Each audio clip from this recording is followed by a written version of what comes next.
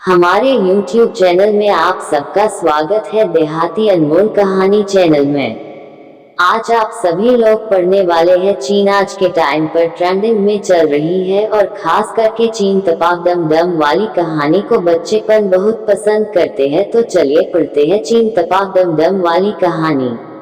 चीन तपाक दम दम वाली कहानी।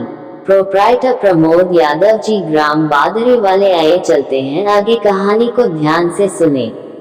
ढोलकपुर नाम के गांव में छोटा भीम नाम का एक लड़का रहा करता था। वह बहुत ही ताकतवर था और जब भी वह कोई लड्डू खा लेता तो और भी ताकतवर बन जाता था, इसलिए शुरू से बहुत ही प्यार करते थे।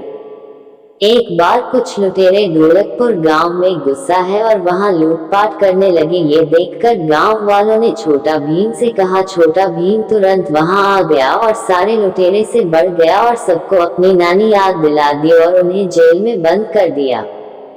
छोटा भीम वैसे तो बहुत ही शांत स्वभाव का था, लेकिन वो लोगों की मदद करने के लिए लोगों से लड़ता भी था और उनसे दुश्मनी भी मान लेता था। इस तरह से छोटा भीम गांव के सभी लोगों के दिलों पर राज करता था। छोटा भीम के एक टीम थी जिसमें जग्गू था, राजू था और कालिया था। ये सब के सब छोटा भीम के दोस्त थे और वह सब एक साथ रहते थे। कहीं भी घूमने के लिए एक साथ जाते थे और एक साथ ही कोई भी चीज खाते थे। उसे गांव का राजा भी छोटा भीम को बहुत ही पसंद करता था और उसकी हर बात मानता था। यही चीज छोटा भीम को बहुत पसंद आई थी कि गांव के लोग उसे कितनी इज्जत करते हैं। छोटा भीम ने जिन लुटेरों को जेल में बंद किया था उसमें से एक लुटेरे का सरदार भी था। उन्होंने सबको जेल में लुटेरे ने एक जगह बुलाया और कहा, चीन तपाक दम दम, क्योंकि उसे यह कहने की आदत थी इसलिए वह हमेशा ऐसा ही करता रहता था।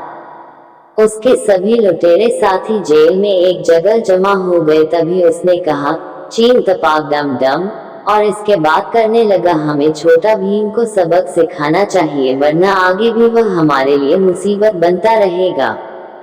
फिर उन लुटेरे के सरदार ने और कहा, चीन तपाक दम दम, और इसके बाद का देना लगा कि छोटा भीम एक छोटा सा बच्चा है लेकिन फिर भी हम उसके हाथों मार खा गए। ये सब उसके लड्डू की वजह से हो रहा है, क्योंकि लड्डू खाने की वजह से ही उसे शक्ति मिलती है।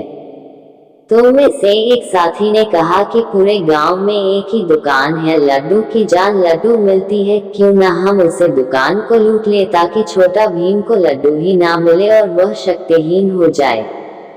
ये सुनकर डाकुओं का सरदार कहने लगा, चीन तपाक दम दम, और फिर कहा कि पहले हमें जेल से तो निकालने जाने दो। ये सुनकर एक साथी कहने लगा, सरदार जेल तो हमें 10 साल की हुई है, अभी तो 1 साल भी नहीं हुआ, तो हमें भागना ही होगा जेल से। क्योंकि वह जेल नदी से गिरी हुई थी इसीलिए सभी डाकू ने नदी में छलांग लगा दी और तैरते हुए ढोलकपुर गांव के चले गए और लड्डू की पूरी दुकान लूट ली और उसे सारे लड्डू को पानी में बहा दिया।